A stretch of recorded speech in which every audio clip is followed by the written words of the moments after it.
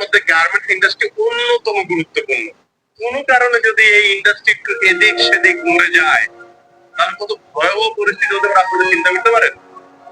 আরে সরকারি পরিসংখ্যান অনুযায়ী বাংলাদেশে প্রায় 50,17,000 মানুষ এই পোশাক শিল্পের সাথে জড়িত।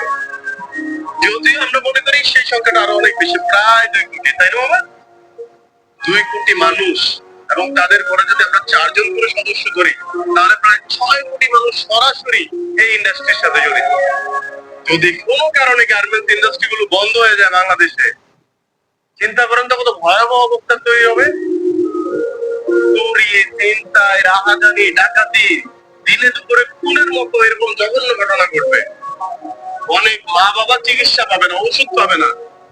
অনেক ভাই বোন আসলে তার পড়ালেখাটা ঠিকভাবে করতে পারবে না, না খেয়ে থাকবে।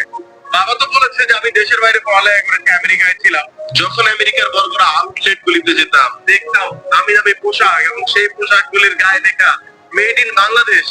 গর্বে না বুকটা ভরে যেত। এবং এই যে আমরা গর্বিত হতাম, এর প্রধান কারিগর কারা জানেন? আপনারা। আপনারা আপনারা যদি না থাকেন, আসলে আমাদের গার্মেন্টস ইন্ডাস্ট্রি অনেকগুলো থ্রেটের মধ্যে দিয়ে যায়। ইন্টারন্যাশনাল কম্পিটিটর, লোকাল পলিটিক্স, অনেক কিছুই এখানে ইনভলভ।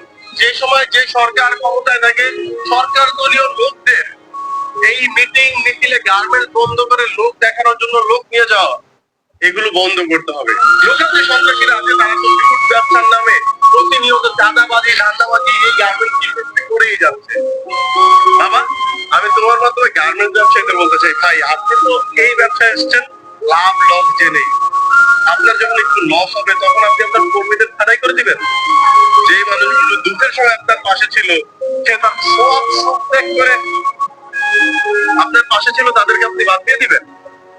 এটা যেন আমরা না করি, কারণ শ্রমিক না বাঁচলে